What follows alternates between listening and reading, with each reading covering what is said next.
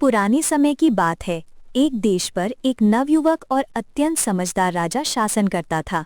वह अब तक कुंवारा था क्योंकि उसे अपनी पसंद की कोई लड़की नहीं मिली थी। वह चाहता था कि उसकी पत्नी इतनी सुंदर हो कि चांद भी उसे देखकर शर्मा जाए और इतनी बुद्धिमान हो कि बड़े बड़े विद्वान भी उसके आगे पानी भरते नजर आएं। उसने अपने कुछ खास आदमियों को ऐसी लड़की की तलाश में भेजा और आदेश दिया कि जहां भी ऐसी लड़की मिले तुरंत सूचना दी जाए। कई वर्षों की खोज के बाद भी उन्हें कोई ऐसी लड़की नहीं मिली।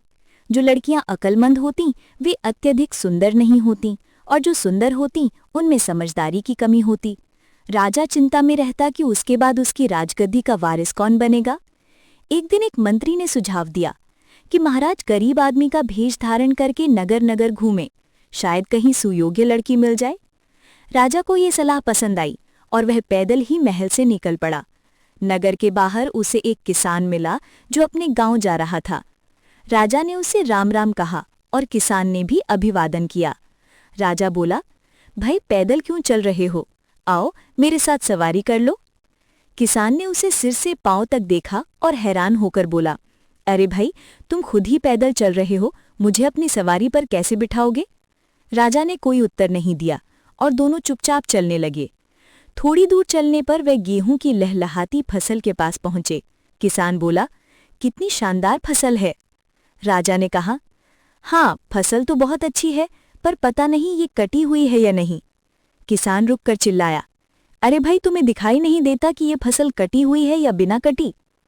राजा ने शांत स्वर में कहा, भाई दुनिया में बहुत सी बातें ऐसी होती हैं जो असल में कुछ और होती हैं लेकिन दिखती कुछ और हैं। किसान ये बात समझ नहीं पाया और चुपचाप आगे चलता रहा। अभी वे दोनों थोड़ी ही दूर चले थे कि सामने से एक अर्थी आती दिखाई दी। लोग एक मृत व्यक्ति को शमशान घाट की ओर ले जा रहे थे। राजा ने अर्थी की ओर देखते हुए किसान से पूछा, ये बताओ, ये आदमी जिंदा है या मुर्दा? किसान ने हैरानी से राजा को देखा और बोला, अरे भले आदमी, क्या तुम्हें दिखाई नहीं देता? अगर ये जिंदा होता तो इसे शमशान क्यों ले जाया जाता? लगता है तुम्हारे दिमाग का कोई पेंच ढीला है। राजा कुछ न बोला और दोनों आगे बढ़ते रहे। चलते चलते शाम हो गई और किसान का गांव आ गया। किसान ने पूछा, अरे भाई, तुम कहाँ जाओगे? राजा बोला, मेरी मंजिल तो अभी बहुत दूर है, पर अब मैं कल सुबह ही आगे जाऊंगा। चलते चलते बहुत थक गया हूं और भूख भी लगी है। क्या तुम्हारे गांव में कोई सराय है जहां मैं रात बिता सकूं? किसान ने सोचा कि बेचारा रात को कहाँ भटकेगा, पता नहीं इसके पास पैसे भी हैं या नहीं। उसने कहा, भाई, ये बहुत छोटा सा गांव है, यहाँ सराय कहाँ से होगी? ऐसा करो, मेरे साथ मेरे घर चलो और वहीं ठहर जाना। राजा बोला, लगता है तुम बहुत भले आदमी हो, लेकिन बताओ तुम्हारे घर में कितने सदस्य हैं? किसान ने उत्तर दिया, सिर्फ 3, मैं, मेरी पत्नी और मेरी बेटी। बेटी का जिक्र सुनकर राजा ने पूछा, क्या तुम्हारी लड़की की शादी हो गई? किसान बोला, अभी नहीं, पर सोच रहा हूं कि इस बार फसल बेचकर उसके हाथ पीले कर दूं। इतने में वे दोनों किसान के घर पहुंच गए। किसान की पत्नी बेचैनी से उसके लौटने का इंतजार कर रही थी। उसने पति के साथ एक अजनबी को देखा तो थोड़ा चकित हुई। घर छोटा था पर बहुत साफ सुथरा और सुंदर, मानो किसान ने अपनी सारी जमा पूंजी इसी पर लगा दी हो। एक कोने में छोटा सा दिया जल रहा था। तभी अंदर के कमरे का दरवाजा खुला और किसान की बेटी बाहर आई। उसे देखकर ऐसा लगा मानो चांदनी स्वयं धरती पर उतर आई हो। उसने धीमे से राजा को नमस्कार किया और एक और खड़ी हो गई। राजा उसकी सुंदरता देखकर मंत्रमुग्ध हो गया। फिर संयत होकर बोला, मकान बहुत सुंदर है, मगर इसमें एक ईंट की कमी है। ये सुनते ही किसान झल्ला गया। उसे लगा कि इतनी मेहनत से बनवाए घर पर ये कैसी बात कर रहा है। उसने बात टालते हुए कहा, अच्छा भाई, इन बातों को छोड़ो, पहले हाथ मुंह धो लो, फिर खाना खाते हैं। घर में चने का साग और बाजरे की रोटी बनी है। पत्नी ने मेहमान के आने पर थोड़ा सा हलवा भी बना लिया था। सबने मिलकर भोजन किया। राजा ने भी स्वाद लेकर खाया और फिर बोला, रात का भोजन करने के बाद मैं कुछ देर खुली हवा में टहलता हूँ, इससे सेहत अच्छी रहती है। मैं कुछ देर में लौट आता हूँ, तब तक तुम दरवाजा बंद कर लो। राजा की जाते ही किसान ने दरवाजा बंद किया और चिढ़ते हुए बोला, ये बड़ा अजीब आदमी है, रास्ते भर ऐसी बातें करता रहा कि मेरा तो दिमाग ही घूम गया। उसने शुरू से लेकर अंत तक की सारी बातें अपनी बेटी को बताईं। लड़की ने ध्यान से सब सुना और बोली, पिताजी, ये आदमी कोई बेवकूफ नहीं बल्कि बहुत अक्लमंद है। किसान झुंझी लाकर बोला, अरे बिटिया सोचो तो सही, मैं भी पैदल चल रहा था और वो भी, फिर भी उसने कहा कि मेरे साथ सवारी कर लो। भला ऐसा कौन सा समझदार आदमी कहता है?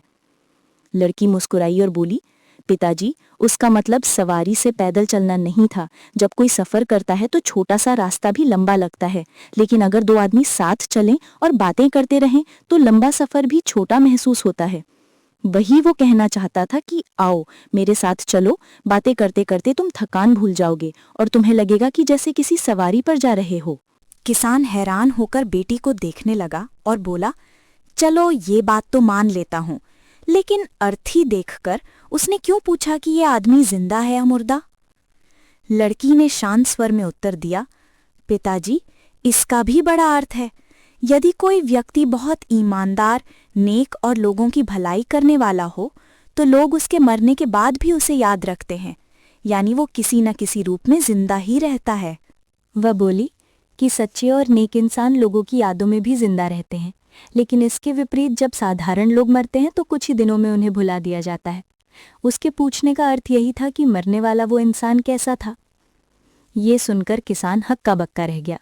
फिर उसे एक और बात याद आई और वो बोला, लेकिन उसने एक खड़ी फसल को देखकर ये क्यों पूछा कि ये कटी हुई है या नहीं? लड़की ने उत्तर दिया, पिताजी कुछ किसान फसल कटने से पहले ही उसे बेच देते हैं। संभव है कि उस खेत के मालिक ने भी फसल पहले ही बेच दी हो। ऐसी स्थिति में उसके लिए तो फसल कट ही चुकी है, क्योंकि उसका दाम वो पहले ही ले चुका है। किसान ने आश्चर्य से बेटी को देखा, फिर सिर हिलाते हुए बोला, ठीक है, ये बात भी मान लेता हूँ, लेकिन उसने मेरे मकान के बारे में क्यों कहा कि मकान तो बहुत सुंदर है मगर इसमें एक ईंट की कमी है? लड़की शर्माकर बोली, पिताजी वो बात मकान के लिए नहीं बल्कि मेरे लिए थी। मेरे आगे का एक दांत टूटा हुआ है और जब मैं बात करती हूँ तो वो खिड़की साफ दिखाई देती है। इस घर में मकान मैं हूँ और ईंट मेरा दांत। उधर राजा टहलने नहीं गया था, वो तो दरवाजे के बाहर खड़ा उनकी सारी बातें सुन रहा था। जैसे ही लड़की ने अपनी बात पूरी की, राजा ने दरवाज़ा खटखटाया। किसान ने दरवाज़ा खोला तो राजा बोला, मैं कोई साधारण यात्री नहीं बल्कि इस राज्य का राजा हूँ और ईश्वर का धन्यवाद है कि आज मुझे वही पत्नी मिल गई जिसकी मैं तलाश कर रहा था। ये कहकर राजा ने अपनी कमर से बंधी थैली खोली, उसमें से 100 सोने की अशर्सियाँ निकाली और किसान को देते हुए कहा, इनसे अपनी बेटी के लिए वस्त्र और आभूषण बनवा दो। ठीक 1 हफ्ते बाद मैं बारात लेकर आऊंगा। अभी मैं महल लौटता हूँ। किसान और उसकी पत्नी एक दूसरे का मुंह देखने लगे। उन्हें समझ ही नहीं आ रहा था कि यह सपना है या सच। राजा महल पहुंचा और शादी की तैयारियों का आदेश दिया। ठीक 1 सप्ताह बाद राजा की शाही बारात उस गांव पहुंची। मानो जंगल में मंगल हो गया हो। 4 दिनों तक गांव में इतनी चहल पहल रही कि लगता था कोई बड़ा उत्सव मनाया जा रहा है। दूर दूर के गांवों को दावत दी गई और इतना धन बांटा गया कि 20-20 कोस दूर तक कोई गरीब न रहा। राजा ने विवाह किया और अपनी सुंदरी रानी को सम्मानपूर्वक महल ले गया। लड़की के माता पिता खुश थे कि उनकी बेटी महल की रानी बनी। लड़की खुश थी कि उसे ऐसा योग्य पति मिला और राजा भी प्रसन्न था कि उसे उसकी मनचाही रानी मिल गई। तो दोस्तों, यदि कहानी पसंद आई हो तो एक लाइक अवश्य कर देना। धन्यवाद।